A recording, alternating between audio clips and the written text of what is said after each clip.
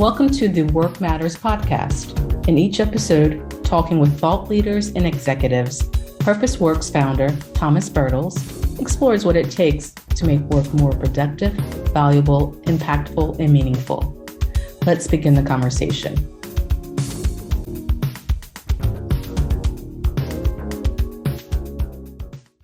So, welcome to the Work Matters podcast. My guests today are Solange Charas and Stela Lupushor, and we're going to talk about humanizing human capital. Solange is the founder and CEO of HC Moneyball, as an adjunct professor, governance researcher, a board director. I think a lot of your work is around human capital. And Stella, you're a thought leader, speaker, educator, futurist, really on a mission to make the workplace more human through the use of design thinking and technology and obviously data, and to create more inclusive workplaces. You both wrote a very interesting book called Humanizing Human Capital. So first of all, welcome to the show. Thank you for having me. Thrilled to be here. Thank you so much. Humanizing Human Capital. What's the story behind the book? So we were introduced by a mutual acquaintance who I had known for probably 25 years. And Stella, I think you knew him for less than that. And he thought that we would like each other, that we sort of, I guess, spoke the same language. And so he introduced us. And from the moment we met each other, it was love at first sight. We really connected. We really liked each other. We really shared a common way of thinking through problems, both combining the analytic and also the qualitative and the quantitative simultaneously. And as Stella would say, we were finishing each other's sentences even in our first meetings. I'm a data wonk. I like quantitative analytics. I like anything that requires math and statistical analysis. And Stella is more of a futurist, more of the qualitative side to create context for understanding what the data shows. And it was just a really nice sort of complement in terms of our approaches and our interests. And one day I texted Stella and I said, let's write a book. And she wrote back to me and wrote, about what? And I said, the intersection of what you're passionate about and what I'm passionate about. And that's what started the whole process. And I guess, Stella, what it took us like 3 years from that first text message to actually be engaged in the writing process, and then another year to actually get it published. You know, as a researcher, I'm always looking for the gap. And what I noticed is that there were a lot of books on HC analytics, human capital analytics. There were a lot of books on the future of work, but there wasn't a book that actually combined the two. And we felt that it was really important for organizations to be able to use human capital analytics to hear the signals within their own organizations so that they had a baseline or a foundation to consider what they need to do to move their organization successfully into the future. And so that's how the book came about, is filling a gap and marrying our passions into something that we thought would be very practicable for organizations. Yeah, one thing I love about the book is that you're really starting out with some of the big trends that are transforming how we work: demographics, digitization, datafication, and disintermediation, but then really unpack that and translate that into, right, so what are actually the implications, right? Why are we talking about this? And then take it even one step further and really translate it a little bit into, I guess, a set of rules, right, for 21st century workforce, right, and in a very practical fashion, right? Humanizing human capital, right? Why do we need to care about these pesky people that we have in our organizations? Why does this matter? I'll take a stab at providing a little bit more context around those 4Ds, and then Solange can translate it into the CEO and leadership language as well. So when we think about the changes that are impacting the access to labor force, the access to consumers, the access to new talent, fresh pipeline, we are, as a society in general, are a very interesting point in time. We are seeing a dramatic drop of a number of children per women being brought to life. That we see the longevity continue to grow, and from demographic composition perspective, it starts changing the dynamics between social protection system, between employment and employers, between governments that have to figure out where the taxes are going to come from, where the consumers are going to consume healthcare and other social protection services. And we've seen how women left in droves the labor market during the pandemic, and it's going to take time for them to return. So all our diversity and inclusion progress that we've made up until the pandemic started were wiped out. We have seen the migration of people from metropolitan areas to second-tier cities for better quality of life, for more space, to be closer to the family. A lot of them may not necessarily move back to the previous locations, may not be willing to be crammed in a small space or have long commutes. So a lot of the preferences and expectations from the work environment are changing as well. When it comes to technology, digitization, right, that allowed us to actually survive and continue to work for those who had the privilege to be able to work from home.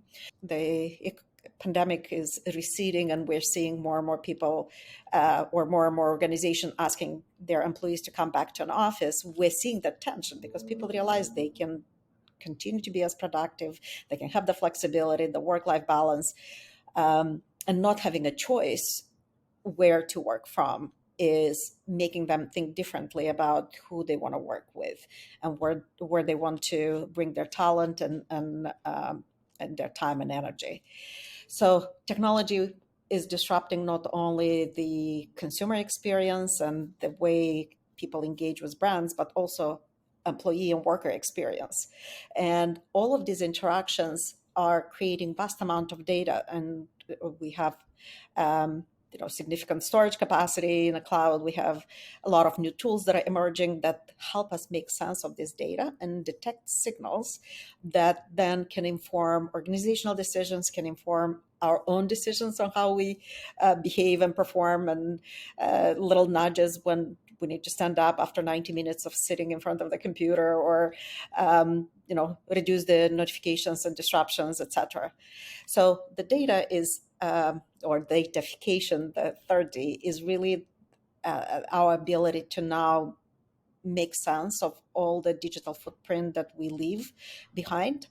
And of course, it comes with a lot of benefits, but also it comes with potential risks and downside of making decisions that may be biases or maybe perpetuating the societal disparities that are represented in that data. And then this intermediation is really elimination of the intermediary from the value chain. Perfect example, additive manufacturing. If we think about traditional manufacturing, right, you may have a factory somewhere in a remote location where the labor cost is cheap, or the cost of production or access to the raw materials is more readily available. And then you have a whole supply chain and transportation around the world to move these goods from where it's been produced and manufactured to where the destination consumers will use it. As opposed to looking at establishing a 3D printing facility somewhere in the proximity of where you need those products, and just 3D printing them on demand when you need it. It's important to pay attention to those trends. Unfortunately, we tend to think, oh, well, these are not going to impact me in the next quarter or next 2 quarters, therefore I'm not going to really pay attention to. But when they do start taking effect, they become really, really meaningful and demand organizations to change a lot in terms of how they develop their products, how they message their current and potential workforce, where they go to hire. It will inform their physical footprint, it will inform their workplace practices. So it's important, especially from a HR perspective, to pay attention. Human resources, or what we like to call human capital, is not an easy subject. It's very complex, as you can hear. There are a lot of things that actually impact the relationship between employee and employer, and employees' work and their ability to work, and employers' ability to manage employees. So it's so complex that it's a little daunting. And that's what we hear from a lot of people is, how do I start? Where do I start? How do I do this? And, the whole expression, when you're in a hammer, the world looks like a nail. For me, the best way to remove complexity from an issue is to do data analytics, is to analyze the data that's there. And the data will give you insight, will help you sort through what's real, what's the core driver or the key concepts that we need to think about versus what's noise. Like Harvard Business School cases, which I used to teach, they give you a lot of information. Much of it is really not useful in solving the problem. And that's what I think HR people face every day. They're bombarded with information. They're bombarded with people saying, you have to do training, you have to do mobility, you have to do, compensation right, you have to do, skills development, skills retraining. That's the only way you'll be successful. Well, each organization is different. And what Stela and I talk about in the book is to turn your attention away from best practices and turn your attention to best evidence. Your organization is the best source of information for you to be able to make informed and, I guess, accurate decisions about what's right for your organization, not looking outside to somebody else. Now, of course, you're not going to ignore the fact that there are things going on external to the organization, like Stela was just talking about, with the change in demographics and digitization and democratization of data, and also the disintermediation idea.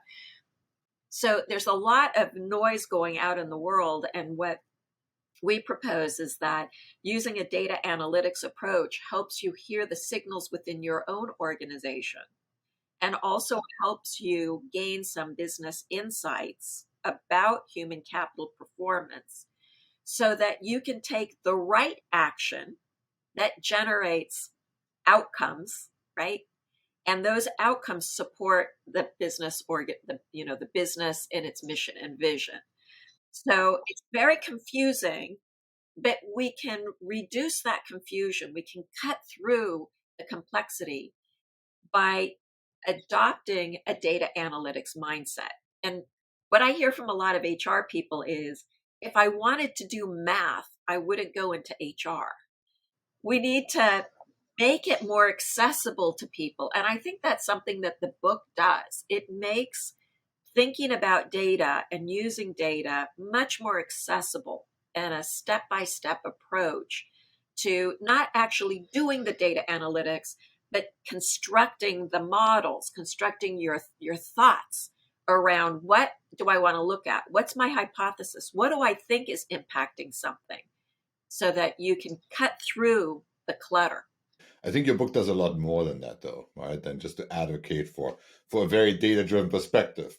For example, right, I think you have this very interesting chapter around using data to understand and improve employee performance. And I think there's like two schools of thought there, and one is very popular right now, coming out of the pandemic, that we're thinking that maybe, right, all these people don't do as good a job as we think they should be doing, so we're logging every keystroke and using that to track like productivity and manage it that way, right? And let them know that you're right below the rate that we expect, which seems to be a really dominant theme right now. Right? A lot of companies it's like have rolled out these systems. But then you're also offering a different solution, if I understood this right? To say, don't try to like micromanage people and run into all the privacy and surveillance topics there, but rather provision that data for people so that they can use that for self-improvement. And I think that's a topic that I find super important, right? It goes back to like the elements of a good, well-designed job, right? You got to know how you're doing You need that direct feedback, ideally that comes from the work itself, not from a supervisor. And I was really excited to see in your book, you're talking about that, right? How that can be done. Maybe can you hum us a few bars on that topic, please? Let me start with an example. There was an article that I read recently from HBR talking about the contextual switching, the context switching that we experience in using apps and our technologies. And some of the statistics were absolutely not surprising. People on average switch about 1,200 times between the apps and solutions they use. Each time you switch, it takes about 2 seconds to refocus your mind on whatever is the next screen. 67% of times we switch, we only stay on that next app for about 11 seconds, and then we move on to another one. But it's interesting for me to know that that's how bad I'm using my technology, and it's going to inform me on how I can reduce notifications or maybe close certain things down so they don't interrupt my flow of work. And I can be better as a result of this, as opposed to having some tool monitoring my activities and then having my manager tell me, hey, you switched 1,200 times today. That will feel invasive, first of all. Number two, it will have completely the opposite effect that I would want to have. You're monitoring me? I'm going to show you. The companies that are not willing to have a shift in the relationship and that social contract between employees and employers are going to lose. And we're seeing so many trends now around employee agency, employee voice. Yeah, so we're seeing the great resignation, and we're seeing quiet quitting, and we're seeing people opting for gig work instead of W-2 wage earner work. The other day, I read something called The Great Breakup. Senior female executives, managers, are just leaving their companies. It's like they're breaking up. One of the things that we're seeing is a shift in control from the company to the worker. And companies don't like that. That's why they do that tracking and monitoring, because they feel that they're not in control anymore.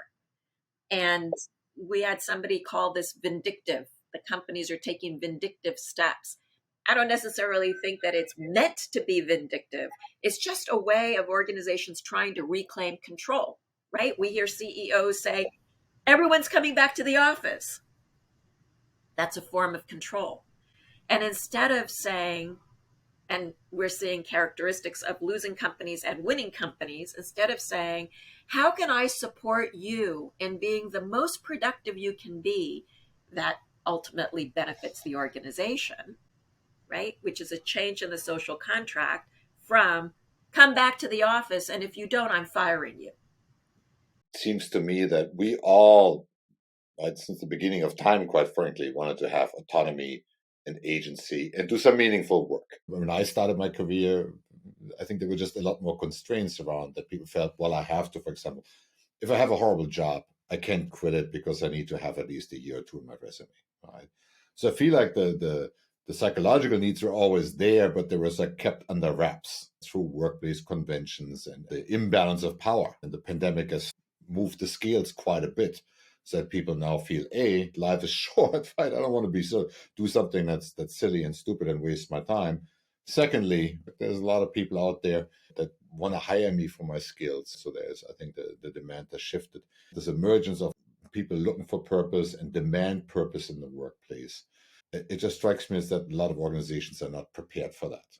Where's the HR community on this? You both have experience, both as HR professionals and as advisors and consultants and teachers.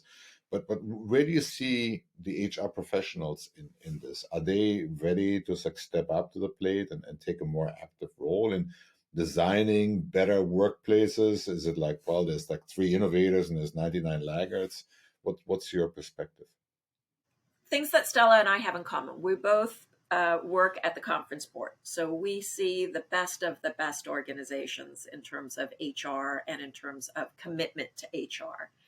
We also both are educators. So we see the kids that are getting their master's degrees. Sorry, I call them kids. They're kids to me. who are getting their master's degree, who are just starting their journey. And for me, and I think for Stela as well, I'll speak for her, that we get a lot of intrinsic benefit from thinking about shaping the future professionals in this field. So, for me, it's a personal commitment to make sure that I'm creating a cohort of HR professionals that will take jobs in the future that have the right mindset. So I don't know that I could even throw out a number and say, 50% or 60% or 70%. I think that HR people are well-intentioned. I think they go into HR because they do want to make a difference and they do want to have an impact, not on necessarily on the organization, but on other human beings, right? Because if they wanted to do math, they wouldn't go into HR. They don't want to do math. They don't want to do analytics. They do want to serve others, other human beings. So I think we start from a place where there's intention to actually support another human or humans in the aggregate. And let me just put a little caveat here. The reason that we called it Humanizing Human Capital is because we get a lot of feedback from HR people that say doing analytics is dehumanizing. And our perspective is it's actually very humanizing because you actually understand the employees by segments and the majority of the employees so that you can better serve all versus serving a small subset of it. So we're trying to change that mindset. I think what's happening is that there's a clash between what well-intentioned HR people want to do and the policies and processes that the organization has institutionalized. So let me just tie back that concept to what you were saying about servant leadership. Servant leadership requires that you actually understand and address the needs of different groups in your organization, right? The young people, the old people, the people in finance, right? We can segment and group like kinds of employees together depending on how you filter. But the idea about servant leadership is to support the needs of different people. And human resources now adopts a very standardized approach to policy and program design, a one size fits all. We have one type of benefits, maybe you have some choices, but it's one type of benefit program. We have one type of compensation program. We have one type of training program, right? We have one type of mobility or promotion readiness program. And what Stela and I talk about is that as human capital becomes more central to the business model, or this human capital centric approach, we have to move from standardized to personalized. And that's what I think is happening. There's a mismatch between what human capital professionals know intuitively they need to do to support and serve their constituents, their customers, the internal employees, and the structures that are containing them. And that's why I think it's so exciting that human capital is being raised to a level at the board, at C-suite, investors, customers, candidates, strategic partners, right? It's gaining that attention that will actually create the impetus for breaking the system and building it so that it is a personalized servant leadership approach that supports and enriches and allows employees to thrive within those environments. And I want to add to that dimension of looking through the lens of the worker, right? Typically, we do transformation and deploy technologies and put measurements in place only from the lens of HR processes. And if we're looking through that lens, that's exactly what we optimize. And that may not necessarily provide the experience for workers in the context of their work environment, right? And we now have the technology, we have the ability to glue together all of these data sets along the life cycle of the worker relationship with the organization and start making very different decisions. and instead of saying, what is our hiring pipeline? Yes, that's important as program efficiency matters, and we need to keep track an eye on that. But what it's like to be a candidate going through this pipeline?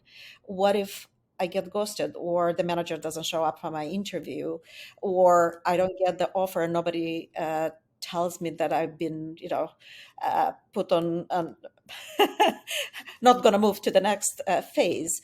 Um, Experience measurements also are critical because it will propagate that experience to the rest of the world and other candidates who may consider coming, even if the person had a bad experience through the recruitment. When they come inside the organization, maybe they got the job, it will linger. That negative impression will continue to accumulate and pile on until people are going to disengage and say, I'm out of here. This is just too difficult, not worth my time. You triggered one other thought there, which is, and I see that in my work, right? Because I come out of the process improvement world, right, where you design business processes, and so my epiphany was that actually, as we design work, we never really look at kind of like the implications for the employee. I might have a very efficient process. It might be horrible for the person in there because it sucks all the autonomy out of it. And I think you have like a similar lens, right? Where you're saying, well, right, we looked at it through the lens of the employer, right? And designed like our work offering along those lines. And we never even bothered to check how that looks from the other end. And right, the big shift is that now not only do we care, but we also have, through the data, the analytics, the ability to really get deeply under the hood, right? And not just make like one global statement, but actually make very target specific choices that target specific employee groups and needs. And so it's like to become like a little bit like what people on the marketing side call like, catering to a segment size of one, right? I think, do you see companies doing this in any real meaningful fashion, that they actually kind of drill it down to smaller and smaller employee populations? I see a lot of organizations being very mindful of their employee experience. So, a lot more listening to the employee voice, doing not just surveys, but meaningful surveys, mindful surveys, being responsible about feedback to the employees, and really listening, right? So, at one point, I worked for GE Capital, and I was there in I guess, the early 90s. And I'm part of the GE Alumni HR Network. So I often go to their reunions when they have them and hear about the new things that GE is doing. And I remember about 15 years ago, GE started doing a listening campaign.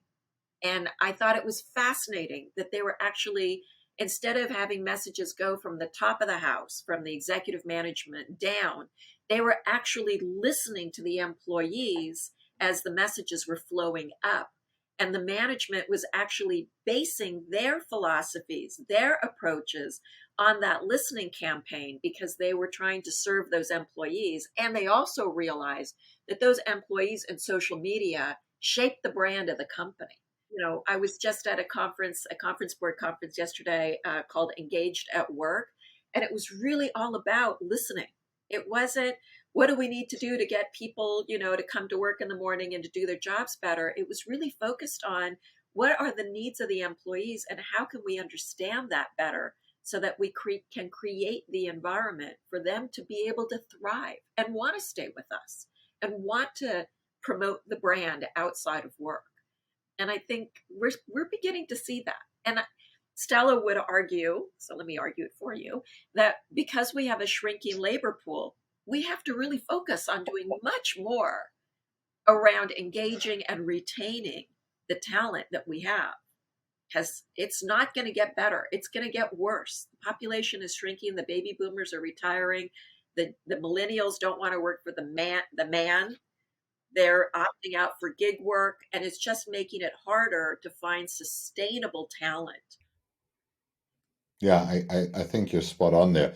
And it's interesting. I was working this week with a client, and one thing that really impressed me was them that they have people who've been with the company for 15, 20 years.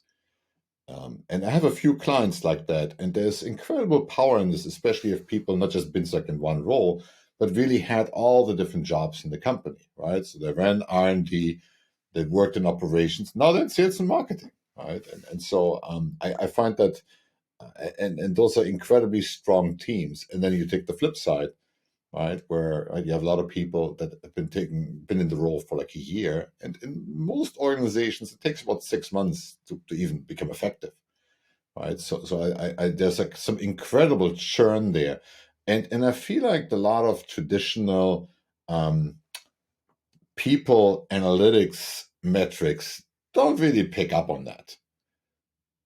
Any thoughts on that? So from through the analytics lens. Yes. So I'm happy you asked. Um, HR does a really good job doing descriptive analytics, just tallying up what's at the bottom of the column when they're looking at things, but they don't do a very good job at descriptive analytics, which is really combining data so that you can understand the root cause of the behavior that you're observing. And so that's the first thing, is that we're not really looking for root cause. We're just trying to answer the question, what happened, instead of why did it happen? The second thing that I think is to HR's detriment is that we measure HR performance to HR goals. We should not be doing HR for HR. We should be doing HR to support the company, the enterprise. So I'm quoting Dave Ulrich now, who says, in the service of, right? So HR in the service of the customer, HR in the service of the business, HR in the service of the product. And I think that that's where there's a big disconnect, is understanding how human capital actually impacts the enterprise. And I'm happy that you asked that, because, one of the things that we look at and we talk about in the book is correlating, linking what's happening in HR to what's happening at the company level. And we provide a whole bunch of measures. One of the most easiest and probably the most informative measure is something called HCROI, or Human Capital Return on Investment. We give the algorithm of how to calculate HCROI in the book.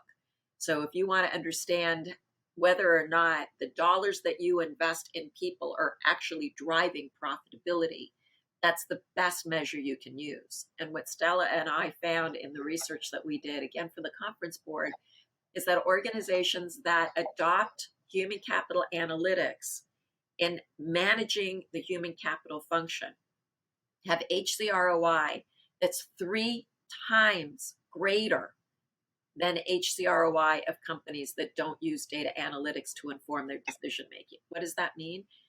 Finance will allocate more money to your HR programs if you can prove that the return that they'll get from giving you the money is greater than any place else in the organization, right? So in HR, you want to get your programs funded, you have to show that there's a return. And number 2, employees want to work for organizations that invest in them, right? And this is a perfect measure of how much companies actually do the right thing around HR. I think that's really interesting, and I think that's also a trend that, at least based on the few data points that I see, I think is really emerging. I'd never seen companies invest in and improving the actual work experience of their employees without like having a dollar and cent business case behind it. And I know that actually your analytics work might help with the dollar and cent business case.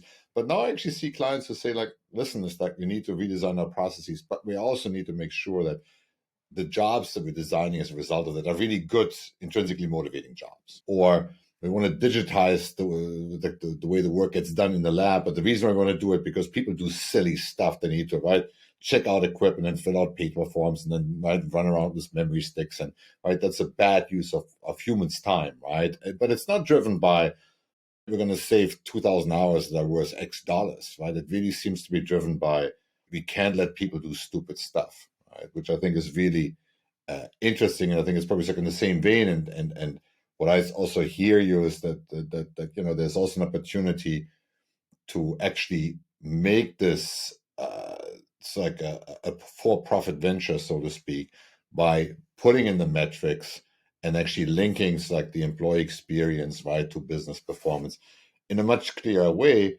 that's like, also moves us away from this whole notion of like, oh, people are right easily replaceable and they're a cost, right? And actually getting to the point of like, if they're human capital, then let's start measuring it and protecting it, right? We're protecting capital, but we really don't protect our investment in human beings. So I'll give you an example. When I was the chief human resources officer for an insurance company, I actually turned my HR department into a profit center.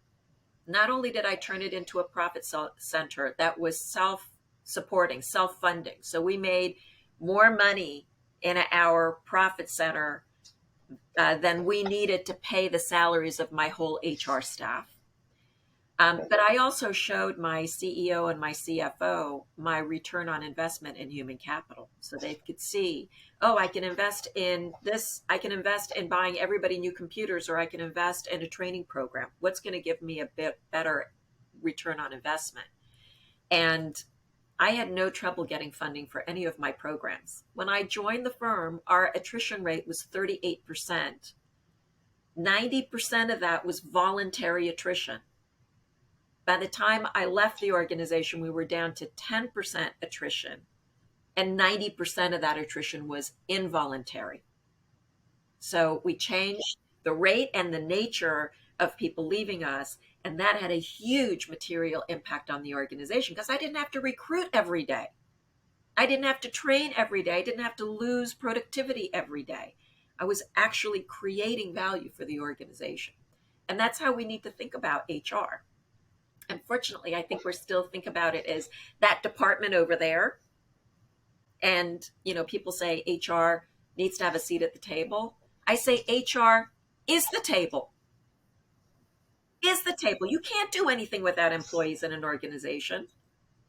We are core. Listen, thank you so much. So, for our listeners, right, here's the book. I've read it. I think it's good. It's a great book. So if you want to take a look into a little bit the future of human resources and human capital management, I think it's a fascinating read. I really, really appreciate the two of you for taking the time to share your perspective and your thoughts with us. Thank you so much, Solange and Stella, and all the best with the book. It's been out for 3 or 4 weeks, and so thank you so much. Thank you so much for the opportunity. Excellent questions. Thank you. We hope you enjoyed this discussion. If you did, be sure to subscribe, like, share, or comment. Until next time, let's make work matter.